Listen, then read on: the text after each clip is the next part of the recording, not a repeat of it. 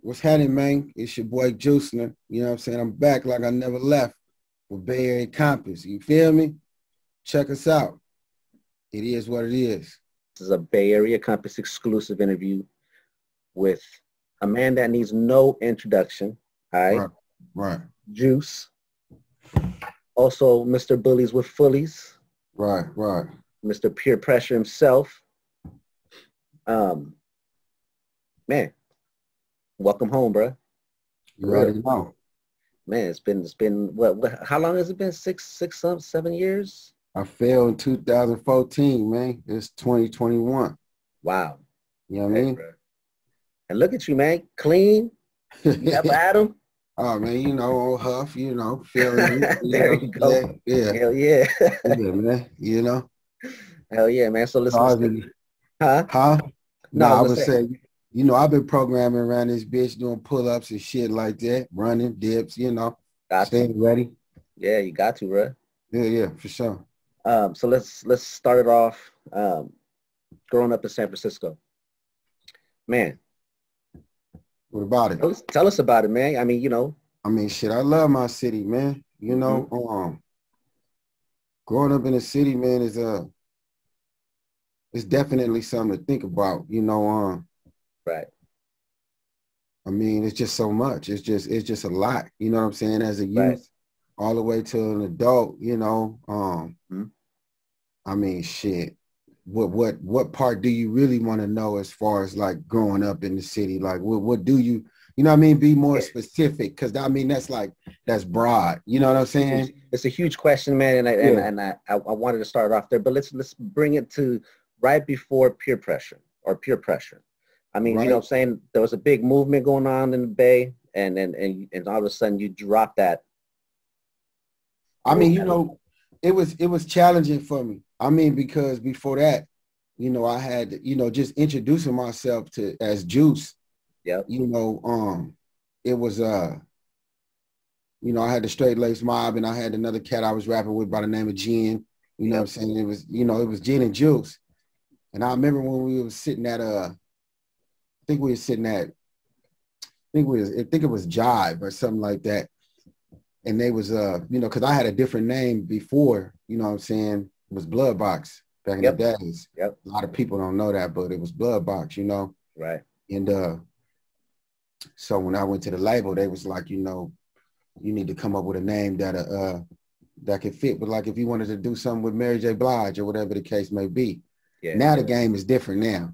But yep, back then it was like, you had to be politically correct as far as, you know, Juice featuring Mary J. Blige versus Blood Blocks featuring Mary J. Blige. yeah, You know what I'm saying? So, yeah, that shit was like that. But yeah, it was definitely a big movement going on in the city, man. And it was a lot of rappers that was doing their thing. We had Level 5, Cobra Hustlers, yep, RBL Posse, IMP, man, you know what I'm saying, like Rapid Forte, yep, Get Low Players, GLP, yep, like yeah, I mean, even going back a little bit further, Huey MC, Paris, you know what I'm yep, saying? Like, it was a yep, lot of shit going on in the city, and forgive me if I don't mention everybody, but it was one particular artist that I heard on a compilation at a time, and his name was Sugar Bear. yeah, And that shit really just motivated me. Like when Herm Lewis put out that Still Trying to Survive in the Ghetto, I hmm was really like, just like, man, I like I really wanted to push real hard. And so but it yeah, wasn't easy. It's not easy, coming out, especially from Frisco, you know what I'm saying, yep, in the Bay yep, Area, but especially from Frisco. It ain't easy coming out because you got politics and street shit. Same shit that's going on today been going on for years, decades right, of that shit. And right, sometimes, coming out and being a rapper and talking the shit that you talking, you got to live up to that shit, man. And so it was kind of hard, doing the street shit. And I mean, like, to even go a little bit deeper, I was locked up, you know what I'm saying? Because I got a long, I got history with Sacramento. So at that particular yeah, point in time, you know what I'm saying, I was locked up. I was in Sac, and, I was working my way back home, you know what I'm saying? hmm And then it's crazy. I want to drop that in there. Shout out to my boy Shadow from Antioch that be okay, rapping. You know what I'm saying? I yeah, don't know if you ever heard of him, but I have, Shadow, you know, I ended up tapping in with him, and, come from Sacramento, hit Antioch, rest in peace, Wood. You know what I'm saying? And then I went to Frisco. Okay. And so, just speeding up the process, just tapping in with different individuals, trying to, just trying to really get on the scene. Like, it ain't easy. But right. I had a friend of mine that took me to his brother, rest in peace. He took me to his brother, and his brother believed in me, man, and we kind of got together. And yeah, man, we started pushing that. We started pushing that movement, man. And I know you heard of Mano, right, from 11-5? Yeah. Yeah, he just passed away, man. Rest in peace. Mano from 11-5. But his brother was my producer at the time, Big Web. Okay. You know what I'm saying? Because I mean, at that time, everybody had Enhancer, everybody had TC, JT was making his beats, you know what I mean? Like everybody kind of had their own thing. So we tapped in with Big Web, and me and Big Web was real close, and that was Mano brother, that's kind of like how I met Mano and everybody. And we kind of put that album together. Yeah, and we made it happen, man. We pushed it. It's my bad if I'm kind of like, staggering about it, because you really tapping into some history right there. You know what I mean? Hey, man, but we need to know it's just a lot of shit. It's a lot of lives that's gone, and it's just, I sit back and I think you never really think about stuff up until now when you realize how much history back then and how many people is not here today. Yeah. You know what I'm saying? Like, but just tapping in with what you were saying, getting on that scene, it was cool because I got support, a lot of support from the city. Yeah. And from a lot of rappers that was on at the time. And then, peer pressure, it did what it did. It hit the billboard, you know what I'm saying? I did 25,000 units the first week it dropped, you know what I mean? That's crazy.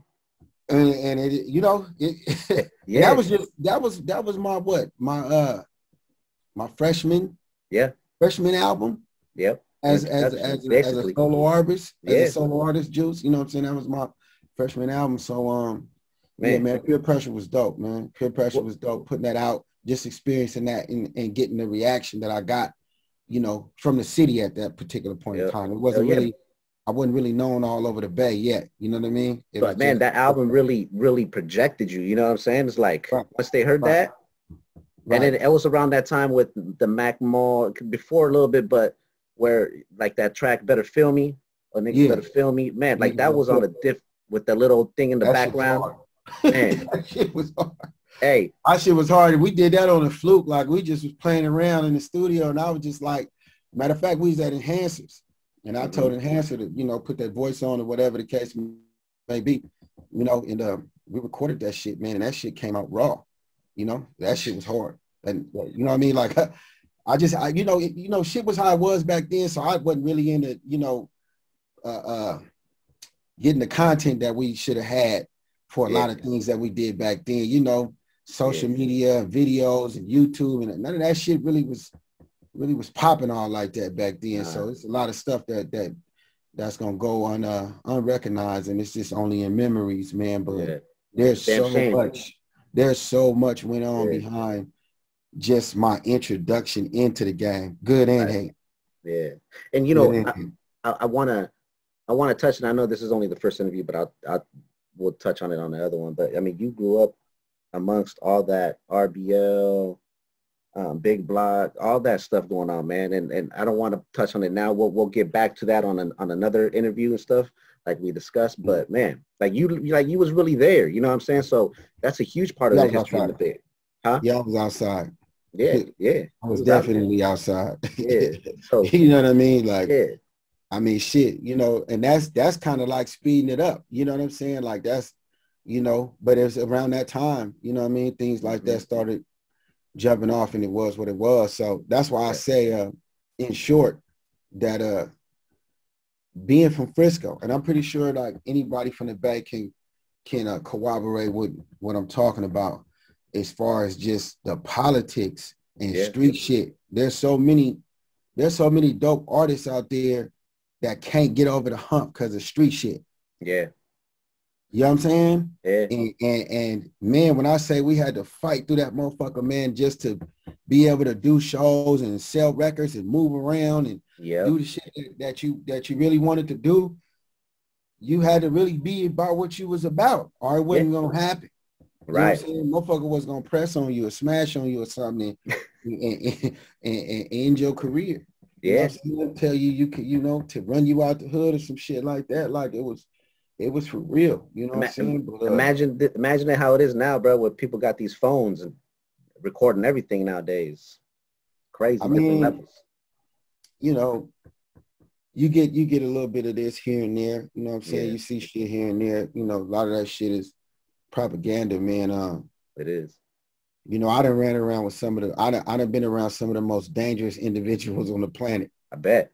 You feel me? And at the end of the day, man, like a lot of this shit, I don't even really know what to call it. I see it, you know what I'm saying? But it ain't, you know what I'm saying? Like motherfuckers eyes around type of shit. Motherfuckers go to prison, man. You know what I'm saying? Like the feds tap into shit and, you know, like shit that they do on the phone and on the internet, like it's almost like motherfuckers is industry plants or something. Like it's almost like the police.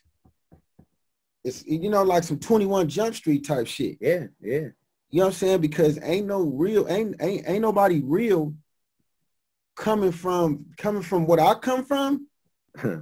Like niggas don't play like that. Like nigga trying to get on something and get away with it. Ain't nobody trying to shoot nobody and be on the internet and get all day for that shit. You know what I mean? Like, so it don't make sense to me, like how motherfuckers is able to do that, or respond like that and do all of that and ain't nobody getting picked up. Like what is that about? Like, you know what I mean? Is that shit really real or is it just entertainment? What is it? Because it's not no street shit. Nah. Street shit don't move like that. It's all pretty much clout nowadays. Clout chasing. Likes and views. Yep. Try to get some clickbait. Yep. View vouchers, man. View vouchers, man.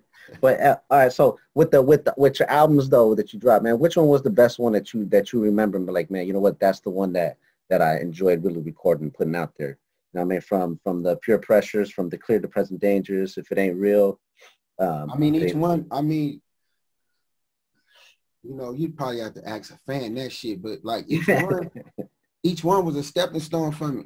Yeah. You dig what I'm saying? So like, I love all of them. Right.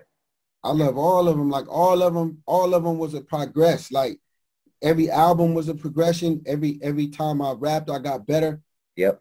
Still getting better. You know what I'm saying? Like you can never just master the craft and no, like everybody can, you still room to grow. You know what I'm saying? There's still room to be more lyrical, you know, build more content in that library upstairs. And so each album was a different process. You know what I'm saying? Like, even like, for instance, If It Ain't Real and Official, right? Going past Pure Pressure, Clear and Present Danger.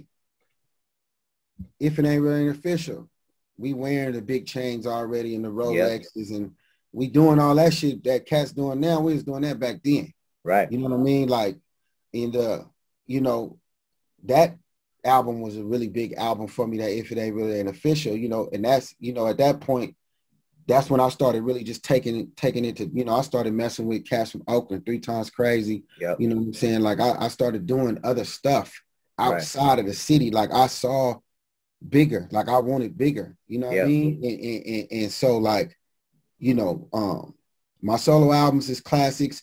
That first Bullies with Fullies was a motherfucker. And that's where I was gonna and that's what I was gonna get into, man, because you are the and I speak probably for thousands of us out here in the world, that you were the original artist to start that movement with not only collaborations. The collaborations, man. Like okay, I get it. Compilations was one thing, but when that's not the same though. No, but right when you started doing the, like, you recognize, hey, if myself and this other artist get together and just do a whole album together, it's gonna be big for both artists. And you know, it's you know, relationships was realer back then too. I mean, of course, business is business, but it was more of a relationship. You know what I mean? And you know, Angel Man, that's family. And then Killer Tay, you know what I'm saying? We had a good relationship. You know what I mean? And you know, we put that project together, and some of the features we had on there, Bathgate, Yuck Mouth, you know, some of the production that we had, Sean T, DJ Durrell, you know, you know what I'm saying? And I had been fucking with DJ Durrell. Like, I believe like I was one of the first rappers, you know what I'm saying? Like, that really start fucking with DJ Durrell from Frisco. You know what I'm saying? That really started fucking with producers outside of the city. Oh yeah. Because I didn't really keep in mind, like, I'm not knocking the sound that we had coming out the city, but I wanted something different. Yeah. You know what I'm saying? I wanted something different, and I wanted something bigger. And I knew that the game was going to continue to keep changing. You know what I'm saying? When you had cats like 40 and them coming out of Vallejo, and you know what I'm saying? And 3 Times Crazy coming out of Oakland, and you know what I mean? You had that whole AWOL movement, and Sebo and them doing what they was doing. Like, shit was getting, you know, shit was getting big, and production was getting bigger, and fan bases were getting bigger, and people were selling more records. You know what I'm saying? So I had to think to myself, like, how could I rise above and get bigger than the city? Like, I want to be bigger than the city. Like, I want to be able to go jump out in another state and rap in front of thousands of motherfuckers. You know what I'm saying? Yeah. So that's when, you know, I started understanding back then, like, okay, these niggas are selling these mean type of records. You know what I mean? Like, if I click up with them and collab and do some records with them, they gonna get my fan base, and I'm gonna get their fan base, and we could shoot videos together, and we could do tours together, and just really be on some good vibes, man, and travel around and really blow shit up. So that's why I say, like, that Bullies or Fullies was a motherfucker. And the reason why I say the Bullies or Fullies was a motherfucker, because I didn't blow up in the city. I blew up in Oakland. Yeah. That's important right there. Yep. You know what I'm saying? And Oakland is one of the hardest places to be able to sell music. Hell yeah. You know what I'm saying? Especially because they were the most predominant, you know what I'm saying, like, African-American city in the Bay Area. You get what I'm saying? So at that time, it's like, if you couldn't get niggas in the town to slap your shit, you're doing something wrong. You doing something wrong. But that Bullies or Fullies was a motherfucker. We had billboards everywhere. We had I don't know if you remember Sean Kennedy from that was promoting back then from Def Jam.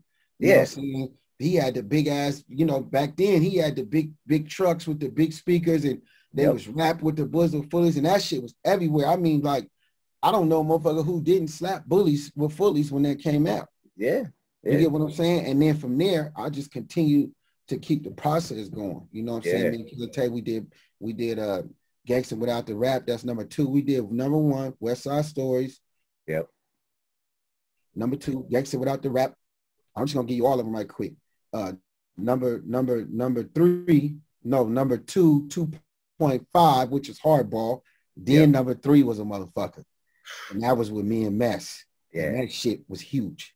You dig what I'm saying? Like, that shit hit like a like it did. Tsunami. Man, even from the artwork, man, like the music, man, it was just like it's all classic. It's all classic material. Right. And so, you know what I'm saying? And then you had that, and then from there, you know, I kept going, doing collaborations. I did the Giants and Elephants with Jay Stalin. That shit was a motherfucker, you know. Gangsta and the Gentleman with Matt Black. I mean, the list just goes on and on. You know what I'm saying? I didn't put out over 50-something records. You know what I mean? So not songs, but albums. You know what I mean? So it's like, you know, and then that Giants and Elephants, that was a motherfucker too. That hit like a tsunami. And we actually did a tour. We put a tour together. We put a Giants and Elephants tour. Now it's funny because you couldn't do that shit right now today. Nah. You know what I mean? What I did back then. You know what I'm saying? I had Filthy Rich, Mr. Fab, Keek the Sneak, Lil Blood. We even got Burner on some shows. Motherfucking Joe Blow. Who else am I missing? San Quinn, Big Rich. Everybody. Y'all had the whole lineup. Shit, who am I missing? I mean, it was so long ago. We had everybody from the Stevie Joes to we had everybody, Vita Weeda, like everybody. I had the whole Bay on this Locked Giants and in. Elephants tour, and we just all got together and we went around getting money together and Wow. just booking dates. You know what I mean? Where's the And footage? Where's the footage, man? right. But I mean, some of the footage is out there. You know what I'm Yeah. saying? You just got to find it. You got to dig it up. You know what I'm saying? But that shit was That you was couldn't big, do that man. today. You couldn't do that today with politics and all the shit that's going on right now. You couldn't do that today. But that was something that we did. And you know what's funny? I learned how to do that shit by going on tour with Tech Nine. Hey, that's a different level right there, man. That's when he was going crazy. Right. Tech took me to the back of the tour bus and sat me down. We had a long talk. You know what I'm saying? Gamed you up. I was on tour with him and he was telling me, because he was telling me like shit. Like he was telling me like everything that we saw right then and there. He was like, man, that shit, it wasn't like that in the beginning. He was like, I was showing up to venues and it was only 100 people. Right. He said, but I come back and it'd be 200-300 people. I come back again and it was 5. Bigger. And I come back again and it was 1,000. But also, you know what I'm saying? And then and now his shows are sold out. But see, the thing is that what he taught me is that Strange Music, they was booking their own venues. Yep. And that's what he taught me. Like we would call the venues and we would give them a price. Yeah. You know what I'm saying? Like, so I hit up Fab, I hit up Stalin, I hit up, you know what I'm saying, Filthy Kick. What do everybody want? You know what I mean? Yeah. And at the end of the day, you know what I'm saying? Like I was eating off of it, but I was taking like the lesser cut, right? Yeah. You know, like how LeBron James, they wanted when LeBron and D-Wade did their little movement and somebody had to take the lesser cut, or Curry and KD, somebody had to take the lesser cut in order for everybody else to be happy, because I wanted to see the shit happen. You know what I'm saying? Because Mac Dre, C-Bo, E40, individuals like that, Be Legit, they already laid the foundation by touring from the Bay to all the way through the Midwest. Yeah. You know what I'm saying? They already laid the foundation. So we got to follow behind that, but we got to book our own venues. That way we're able to get the money, get the flights, and then we build these relationships and we learning the game as we keep going. So once you go through there one time, you got all these contacts, you got all this shit together, and then you could just redo it again. You know what I mean? Yeah. So that's what I was doing in Seattle a lot too, was bringing cats from everywhere to Seattle. Me and my boy Papa Black, we was doing some of the biggest shows ever. Man. Like, you know what I'm saying? Like right before Nip, you know what I'm saying? Like when I went to the pen, Nip passed, but you know, rest in peace. Mm-hmm. One of the biggest shows in Seattle was with him and YG. We brought him and YG out there. Wow. And that shit was big. And it was right before the Super Bowl, when Seattle won the Super Bowl, when Seattle first won the Super Bowl. Because Seattle had a New Year's party, but everybody from the Hawks, from Tacoma, from Portland, from Seattle, everybody was at our shit. Our shit was sold out at about 12 o'clock. Wow. I wish I could have my boy Papa Black on here. Like they got some of the footage. He still got some of the footage of the show, but that shit was sold out. It was packed. We had to make sections, and I mean it was cracking. Man. I'm talking about cracking so hard. People need to see that. I said people need to see that, man. Yeah, I mean, like I said, man, and a lot of times, man, a lot of this shit is just meant for memories, man, and it's just stories. It's experiences, man. Nothing is like the actual experience of feeling it the way we felt it. And then so that shit was cool. It was, man, something to talk about, man. But then 2016 hit, right? You mean what? 2016? I was in a penitentiary. Yeah, that's what I'm saying. That's that 1 year where, you know what I'm saying, you obviously had to go down. 2014. 14. Sorry about that. 2014. No, you good. You good. Yeah, 2014. That hit. How'd you feel, man?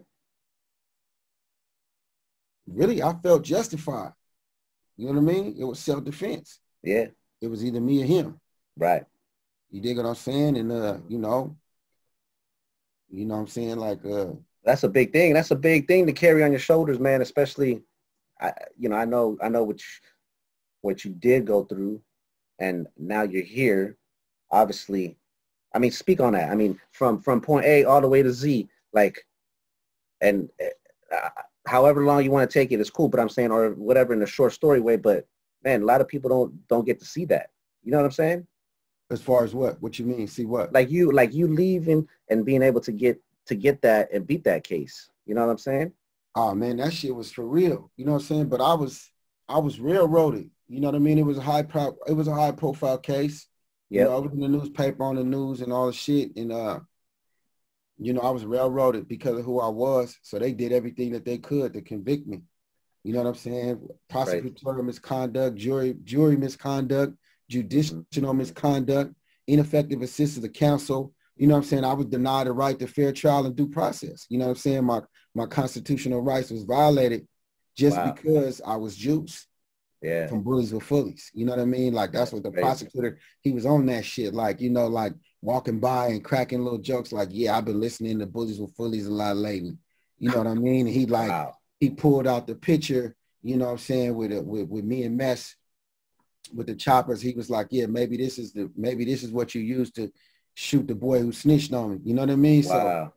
So you know, it was a lot of bias shit going on like that, and a lot of, you know, a lot of racial prejudice as far as, you know, how they was talking over my head, and me being a layman, not really understanding law at that time, you know, trying to be hopeful a little bit, but the shit was like the Matrix. You know what I'm saying? I was watching myself at trial. You know what I'm saying? Like looking at the shit was going on, and at the end of the day, I felt like there was three friends and a stranger.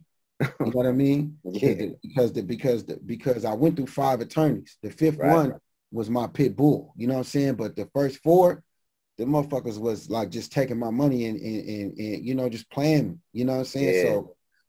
So you know, I went through all that. You know, took it to the box. You know what I'm saying? And lost. And they hit me on the chin. You know what I mean? And they charged me with attempted murder at first, and then they gave me assault 1. They convicted me on assault 1. You know what I'm saying? That right there carried 10 years by itself. Then they gave me a drive-by shooting. That's another 6. How though? Right? That's crazy. Hold on. They gave me drive-by shooting. That's another 6. That's another 6. Then they gave me a felon in possession of a firearm. That's 12 months. So that's another. So already we at 17. All right. We at 17 years now. 17 years and some months. And then they gave me a gun enhancement, you know what I'm saying, which is an automatic 5 years flat. Yep. That's 21 years. Damn. Feel me? You know what I mean? And that's how they did it, you know. And like, just to like give you a little spiel, like this is how they play. So in my situation, it was only one individual. Like they would say victim, but that nigga wasn't no victim. You know what I mean? Like, so it's only one person. I shoot him, right? So they charge me with assault 1. Then they give me a drive-by shooting. And it's like, well, how the fuck you gonna give me how are you giving me 2 charges for one person? Yeah. You get what I'm saying? Crazy. Yeah. And they're like, oh, well, you shot him with a gun and you was in the vehicle when you shot him. So that's 2 separate charges because you drove away after you shot him. So we giving you drive-by shooting. And that's how they play games. So that's how you got to learn the law. Because you'll be like, it's double jeopardy. But then when you get to looking up RCWs and shit like that, when you start learning shit, you be like, oh, so this is how they able to do this and throw this in there and amend the charges. They amended all of that shit and added it on when I didn't want to plead guilty because it was a self-defense. It was self-defense. You know what I mean? Crazy. Like it was either me and him. Like they blocked me in. Like they try to, and I wore their ass out. You know what I mean? Like I wasn't, you know what I'm saying? Like this ain't no rap shit. This ain't for no likes and views. Like this real shit. That's why I never was like getting on the phone and doing interviews. I remember Coop from sickness.net, you know what I'm saying? Like he was trying to, you know, holler at me, but it's cool because I finally talked to him. He was like, man, I just wanted to make sure you was okay. I'm like, yeah, I'm in the penitentiary, but I'm good though. I'm coming home. A lot of motherfuckers thought I wasn't coming home. But I knew I was coming home because I knew I was gonna fight this shit. You feel me? Like I'm fighting this shit. Like I'm like, hell no, I wasn't a day in there I was comfortable. You know what I mean? Yeah. Regardless of what I was doing on the yard, niggas already knew I wasn't in there rapping or writing no raps or nothing, or I wasn't trying to get it. I don't want nobody to be on no free juice shit. Like for instance, like with the Meek Mill situation, right? Yeah. They like free Meek Mills, But nigga, if you know you finna get out in 6 months, nigga, what we hollering free a nigga for? You know what I'm saying? Like, so at the end of the day, it's like I didn't know what my release date was gonna be. I just had faith that it was coming. I mean, like that I was gonna beat this shit because they railroaded me. So it was like I didn't have time to be worried about no rap shit. I was in there fighting for my life. I'm in the law library, linking up with legal beagles and shit, and learning law, learning how to fight for my freedom, learning where they wronged me at. You know what I mean? And I beat that shit and gave their ass back 14 years, charges vacated. You dig what I'm saying? Like, you know, so, you know, that's kind of like how it was for me with that whole particular situation in that time, in short. You know what I'm saying? Like my thought process was about fighting, like coming back home to my family. You know what I'm saying? My kids wanting to kiss my babies. And you know what I'm saying? I didn't really, you know what I'm saying? Like I'm not, like I you know, I got love for my fans, like who really fuck with Juice. You know what I'm saying? Like, and the Buddhas with Fullies, and who really appreciate, you know what I'm saying, me being the embodiment of real street shit that you got to believe in. I'm the embodiment of a survivor. I done did all of the shit that a motherfucker could talk about in regards to being gangster. Right. You dig what I'm saying? But I'm a survivor. Right. You feel me? Like, like I shot it. I did my thing by myself. Right. Took it to the box by myself, fought that shit and came home by my motherfucking self. Yeah. You dig what I'm saying? I wasn't reaching out and I wasn't, you know what I mean? Like I wasn't on no playing shit like, oh, put me on the internet and, you know what I'm saying, because I wasn't playing with them folks because they wasn't trying to let me about that motherfucker. Like, because I had to get all the way to a PRP before I could really fight for myself. So on a state level, denied me for a new trial. You know what I'm saying? Even though it was jury misconduct, denied me. Appeal level on the first level, denied. Motion for reconsideration, denied. Like, and all my shit is public record. Like, you know what I'm saying? It's even some of my real partners, you know what I'm saying? Like they were sitting back watching. You know, you could see online what was going on and what type of petitions and motions was being filed, like, and what I was fighting. What I was fighting up against, you know what I'm saying? Like a lot of cats would just gave up. Hell yeah, they would have got comfortable and been in there trying to do all of the extra shit, knock a bitch and crazy, and bring it in and trapping and you know what I'm saying, all of the same shit. You know what I'm saying? But nah, I was like, nah, fuck that. I'm going home. Like I'm finna fight this shit. I'm finna go home. And when I got to my fifth lawyer, he came in there. I'm telling you how I picked him. He came in there and he was like, you listen to opera?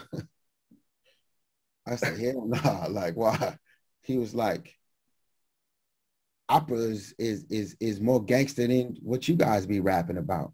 And I sat back and I said, that's why opera music always be in those movies with Gotti and John Gotti and Al Capone and all them guys. They was always at the opera. Because the opera singers would be singing about the shit that they was out there actually doing. Right. You get what I'm saying? And so my lawyer was like, he said, you think if you sang opera that the prosecutor would be trying to flaunt your music around to the in front of the jury? He's like, hell no. Nah. You know what I'm saying? They don't want to hear that. But the thing is that even though, like, if you go online and you look up like the public opinion, you know, because at the end of the day, my case is case law now. So, you know, and that's a good thing. I'm glad I fought and came home because now other cats can use my case. To use that. To fight, to get themselves free. If they've been treated the same way I've been treated. And my shit is forever going to be, that's my legacy. My case law is my legacy to free other people. You know what I'm saying? By saying they can use Pope versus the state. You know what I'm saying? Yeah. To fight their cases, you know, and you know, that's the thing. Like when you look up online for like on public opinion, you know, they're talking about how the judge specifically told the prosecutor he could not bring up my music. Damn. And throughout the trial, he kept doing it. That's crazy.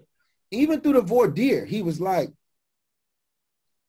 he was talking to the jury. Mind you, we ain't even picked no jury. Did you watch the Chauvin case? Yeah. Okay, so you see how technical it is doing a voir dire when Right. you picking these jurors out. Like it was the same shit with me. Like you got to ask each juror, you know, and it's like either we gonna pick this juror or we not pick this juror, right? The prosecutor came out and was like, "Does anybody know Juice, Guce, the rapper? Do you know him, or does anybody know anybody who knows somebody who know him?" What? You know exactly what them jurors did, man. They went home and looked up that motherfucking name and came back with a biased thought process. Yeah, yeah. You know what I'm saying? Yeah. That was another way that he violated my constitutional rights. I mean, I could go on and on and on. You know what I'm saying? I had like 17 major issues, and we only had to use like 13 of them. You know what I'm saying? To get the shit overturned. You know what I mean? But it was shit like that, like, and that's what these prosecutors do. They go above and beyond to do some of the most wrongest shit that you can ever think of, tampering with evidence, hiding evidence. Mind you, with my shit, I got the audio and the video and the paperwork. Wow. See, I ain't like these other cats that get online and they just be talking about shit. Yeah, you got it. You got the proof. If you say somebody snitched, but if you say somebody snitched, make sure you got that shit in black and white. You know what I'm saying? Like, and the motherfucking fans, they need to educate themselves, man, and start looking into shit. Like, stop just listening to what somebody say and make these niggas present the paperwork. And if you feel like somebody got some fake paperwork, then go look that shit up online, because any case is public record. Right. It's all out there. Public record. And one thing about the penitentiary, when you go in the penitentiary, I don't give a fuck who you is.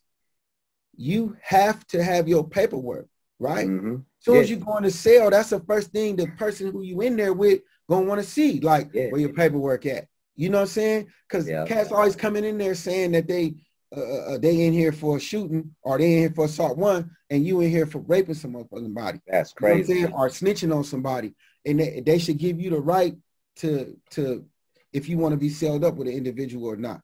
So I got all my paperwork, because on the audio, it's like you can see like where, okay, so I like, dude shot, he bleeding and shit. He pull up in his apartments, he jump out, his bitch pull up, he jump in the car with her. She take him to the hospital. All of this shit is on video, right? Now, the same cats who try to block me in, they pull up. You can see the truck. The truck got bullet holes in it and everything from what I did to it. You get what I'm saying? Yeah. And they going in the truck, taking shit out the truck, right? Yeah. You know what I'm saying? Whatever they trying to cover up, right? That video didn't come out till damn near the end of my trial. Like, the video came out. The police didn't even see the video. It was a detective who seen the video, and it was the prosecutor who had the video, but it's a thing that they get, which is called a certificate of probable cause. Okay. Right? And that's what they take to the judge so they can charge you. So they went to the judge and was like, oh, he's from California. He's been charged with this and this, and we need to charge him with attempted murder. You know what I'm saying? Damn, and they bit. But they never relinquished that video that you had. That I got now, but they never relinquished that video. So he held that video. That's prosecutorial misconduct. Yeah, you can't do that. Like what they doing in I think that's North Carolina out there now. How they demanding the police department turn over that footage, the body cam shit. Yeah. They don't be wanting to get that shit up because they know that it'll prove them wrong. Right. You know what I'm saying? And so that's what they did with me. They kept that shit. Prosecutorial misconduct. Like, I had perjury. I had all kind of shit was wrong with it was so many holes in my case that it was just like, at the end of the day, I just needed the right person to fight my shit. Right. For me. Because I'm fighting from inside the penitentiary. So it's not the same. And then you went through 4 other ones. Yeah, I went through 4 other attorneys, man. I've lost about $75,000 playing with them. At the end of the day, my freedom costed about, you know what I'm saying, about 200 and some change. Hey, but all You that's know? worth it, man. That shit come and Oh go. yeah, ain't no. I'm saying that so that cats that watch this save your money, because one day it might say you. You Yep, feel me? for real. You know what I'm saying? So you know, and mind you, you know, one thing that I want to say, like, I appreciate, and I gotta say it because it's always on my heart. Yeah, I appreciate Mr. Fab. You know what I'm saying? yeah, real Like talk. when I came down to my wits end, like he stepped up. You know what I mean? Like when I needed him, he shot me something. Ghazi was there for me the whole time I was down from Wow, Empire. that's You dope. get what I'm saying? Like Yeah, Ghazi, you know, like cats, like shit behind the scenes, like, and that's what I mean when I say real shit. Like, you right, know, right. when I say real shit, like there's things that cats do for other people that cats will never know. You know what Right. I'm saying? My partner D, my wife, Gold Toes, uh, Smash Mouth T Madness, Young Nas, uh, Freddie, you know what I mean? Yeah. You know, I might be missing a few names because I never really got to really just go over the full list in detail, but I'm just throwing Right. out a few names. Like when I came down to my wits end and I reached out, Cats was there. Boom. That's awesome, man. You know what I'm saying? Yeah. Like okay, I done been down damn near 6 years and I done spent 200 and some thousand. And I ain't really got nothing coming in. So it's just like, man, Yeah. look, man, nigga need a few, you know what I'm saying? Like tap in, like, Yeah. and Cash stepped up, man. So I just want to put that out there, man. You know, That's I don't dope. give a fuck about what somebody got to say about Fab or whatever. Like when I called on that man stepped up, and it wasn't no fake shit. It was like I called on Friday and he was like, bruh, I'm finna go on a tour. I'll be back. Call me on Monday. And he had my manager come and meet him Monday at his store, Dope Era, and he shot him some cash. And that shit Wow. went to my attorney. You know what I'm saying? So it's That's shit like crazy. that that happen. Hey, You know what real I'm is saying? rare. It Real is. is rare. It is, man. That's It dope, man. is. That's actually a dope ass story, man. I'm glad you even put that on here, man, because a lot of cats don't really know what these others like Fab and Gazi and all them really do for people. You know what I mean? Nah, they don't, man. You know, and you know, I just wanted to say that. And I'm gonna continue to keep saying it. Yeah, yeah. I'm saying in regards to telling my story, I mean, you know, everybody got a different platform, and you know what I'm saying, some Yeah. listeners that go over their head and some it don't. But at the end of the day, it's just like I can't forget the people that was there for me. Right. You know what I'm saying, and I can't forget, you know, whatever any individual believe in out there, who I believe in the one true creator that's Yeah. responsible for our total and complete existence. Right. And whatever that is to you and whoever, you know, I stayed on my knees with my head Yeah. to the ground, Got praying. You to. know what I'm saying? Got Like, to. you know what I'm saying? Evaluating myself, thinking about everything. You know what I'm saying? Because when you fall like that, shit go away. Like Yeah. you don't everything that you thought you had or everything that you thought you was, that shit don't matter when you in there. Nope. Because None they of it. looking at you, yeah, they looking at you a certain way. You got another motherfucker telling you when you can and you can't do something.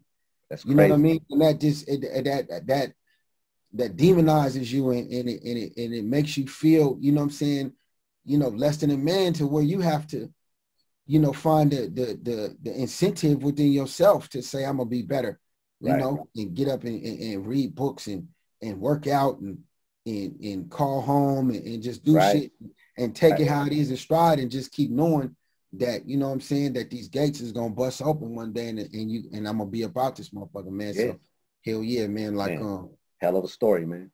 yeah. And Hell of you know, that's the thing, like, that I want to say to Cass is that, you know, it's all good when a motherfucker be online saying free my nigga this and, you know, free the homie this and that and that. But man, help your people out, you know what I'm right. saying? And get online and look up their situation and find out what their issues is. And because sometimes that's all it take.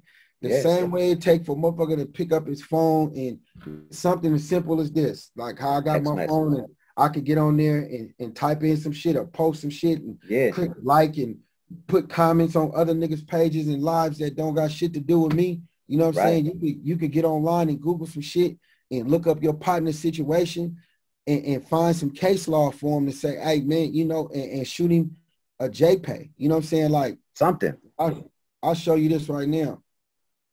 And I don't know if you can see it. Yeah, it's called JPEG. And click in my inbox and you can see, damn, you can't. Yeah, you can't see because of the glare. But if I, go up and down as I'm doing like this is messages from, you know what I'm saying, just a lot of individuals, you know what I mean, that I came in contact with over the years that's in the penitentiary, man, that I still keep in contact, man. And I think a lot of people need to get on that site, man, and tap in with their family members and just send them a message, send them some stamps, send them an email, JPay. don't JPay. Like the letter J. JPay. Yep. Yeah, JPay. You know what I'm saying? You get on there and you can send them videograms, you could do video visits with them. You know what I'm saying? You can send them emails. Yeah. You know what I'm saying? Like, if that means a lot. Hell yeah. Yeah. Hell yeah. You know what I'm saying? That'll help a cat do, 4-5 months. Right. Without getting in trouble. Especially where I was at, Walla Walla Penitentiary. Like, man, I wasn't in no correctional center. I was in the penitentiary. Yeah, so you was holding it down. Shit. For real. That's a big difference, bro. Yeah, it's a big difference, man, to just stay tapped in, man, and just stay tapped in with your people, because when you in there, we feel rejected. Like, I know what it feel like, you know what I'm saying? Like, I felt like a rejected one. I felt like nobody cared. You know what I'm saying? Like, all of the cats that you be running around with, cats that you helped them out with their careers, and all of the shit that you done for individuals, and I don't blame nobody for nothing with me. You know what I'm saying, Lex? Like, I don't blame nobody for nothing with me. It's just like, because they didn't put me there. You know what I mean? Yeah. So don't nobody owe me nothing. But if you real, if cats is real like they say they is, like, why not? Step up. You know what I'm saying? Like, step up when you need to step up. Like, acknowledge. You know what I'm saying? Acknowledgement. Like, for individuals that, if they've been there with you, it'll be cats that be putting their life on the line for niggas, and then niggas go to the penitentiary and then they just forget about you. Yeah. That shit's crazy to me. That's real, man. But now you're right though. You're right. She's crazy. But you made it, right? You're here. Hell yeah. And then now you beat the odds, right? Hell yeah, I beat the odds. And then odds. Hey, and then and now the new album's coming. Here it is. And you know what I'm saying? I got a lot to get off my chest, man. And I think, for those that fuck with me, they're gonna appreciate this. Yeah. It's a transparent me. You know what I'm saying? It's authentic, it's genuine. Yep. You know what I'm saying? Like, I got the blues. Yeah. You know what I'm saying? I got the blues. That's a dope concept right there. Yeah. Yeah, I got the blues, man. I got the ghetto blues. You know what I'm saying? Right. Like, you know what I'm saying? I'm a rap BB King right now. You know what I'm saying? I got that blues, like, so I mean, we see the passion in the video, man. The first video, the little snippets we got out there, man, you see it. Man, and I love it. Like, there's, like, for everything that I've been recording, I'm not doubting nothing or second guessing nothing. Like, I'm giving it to you raw. I'm giving you me. Right. I'm giving you my soul. I'm giving you me. You know what I mean? Like, and I think that's what the game is missing. That authenticity and that genuine and transparent shit. Like, rest in peace, Nip. Right. You know what I'm saying? That type of shit. You know what I mean? It's what's needed, man. R.I.P. Jacker. You know what I'm saying? And I'm giving it to them. And all I could do is say is that they're gonna appreciate this shit. And I ain't letting up. For real. I ain't letting up. You know what I mean? Like, I ain't letting up, and I'm doing me. Right. I'm just doing me. And that's the important part right there, bro. Right. The way I seen it, you've always done you. You know what I mean? Right. It's always been your way. Until obviously some cats got in your way. You feel me? Yeah. But that's okay, because I feel like I went through what I needed to go through. Right. Yeah. As a man, I had to take that shit, and then I had to evaluate myself. And I had to think about you know, why am I really doing this? You know what I'm saying? Like like I mentioned earlier, like legacy. You know what I mean? Like it's gotta be, you gotta be able to do something that's gonna be able to help other people. Yep. You know what I mean? Like, you know what I'm saying? Like it's cool to just rap, you know, and do music and, you know, people like it and dance to it and shit like that. But you need to be able to do something that when you gone from this motherfucker, because we all gonna check out, it's inevitable. True. You know what I'm saying? Like when you get ready to check out, you left something behind. That's your legacy. Right. Other than just some clickbait shit or some shit for likes and views. For real. Some beef shit or some, you know what I'm saying? Just like some shit that ain't really, that can't really do nothing for our babies. You know what I mean? So, yeah. Can't collect just like money. Go ahead, I'm listening. No, just like DMX with him passing 17 kids. You see what everyone else doing, trying to get this family fed, and it's crazy, man. He didn't have all his stuff set up. People did him wrong certain ways. It's I mean, damn, it's crazy because I met DMX and we did some shows together out there in Seattle, and that dude deep. Yeah.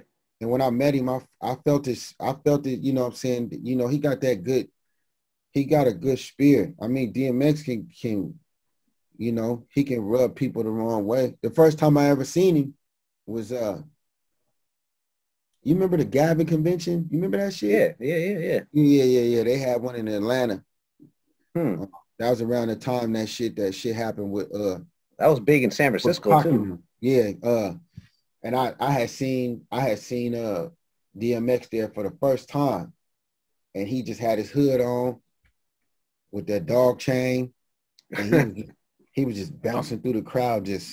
He was just on some different shit. Right. You know what I mean? Yeah. You know, hoodie and the Timbs and, you know, roughneck. You know what I mean? Like he was on some grimy shit. You know what I'm saying? But then when I actually got to meet him and sit down and talk with him and eat with him, and you know what I'm saying, me and my partner Papa Black and, you know, a few other people was around. Like that dude had a real like spiritual vibe that was, you know, he was something, man. Yeah, for real, man. And it's gonna be a lot of memories behind him. Hell yeah. And bruh, like this conversation right here, bro, I feel like it can go for hours. Right? Because you have for real, Juice, because you have so much history, man, that a lot of people, like how you said back then, it could be they're just memories at the moment. But truthfully, man, now are the times for us to make those memories actually visual, and you know what I mean, and paint the picture for others that always had those questions like, man, what was this like? What was this like? Snap.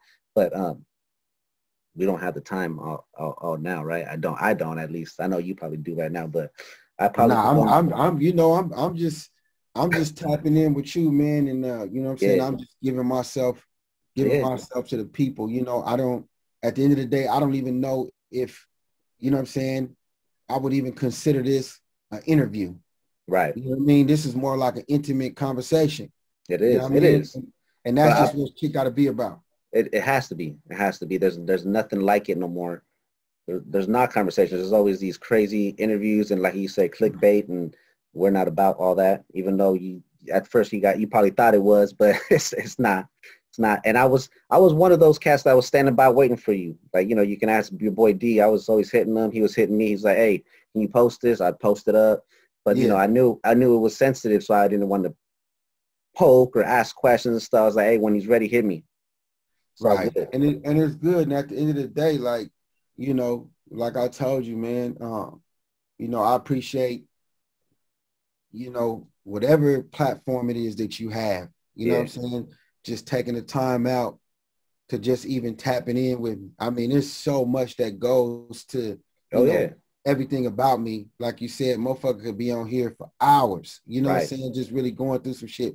But the movie is coming, you know what I'm saying? The series is coming, the book is coming, you know what I'm saying? Like there's a lot of shit, you know, and like I said, I got the blues and I'm gonna give myself to the world, you know. I'm not gonna sell my soul, but I'm gonna give it to you, you know what I'm saying? And I just appreciate it, man. And like I said, this is an intimate conversation. This ain't no interview. And for motherfuckers that's trying to, you know, be on some rah-rah shit or something like that, I ain't paying that shit no attention. I just fought the biggest beast. You know what I mean? Like, yeah. What else other could matter than that? Right. And a motherfucker fighting for his freedom. You're right. Hey, and that's the most important right there, man. Especially to be able to have you here today. You know what I'm saying? Right here. Yeah. Instead of doing it from a phone call. They should play a partner, man. You know what I'm saying? Like Mac Dre back in the days. You know what I mean? And the motherfucker operator telling you you only got 30 seconds left. Yeah. Click. Real. You know what I'm saying? Like I could imagine how many thousands of dollars I spent just making phone calls from the penitentiary. Crazy. You know what I mean? Yeah. It is what it is, man. But yeah, man, at the end of the day, I appreciate, and I'm always here anytime you want to holler. Right on. Let me know. It's good. I got you locked in, man.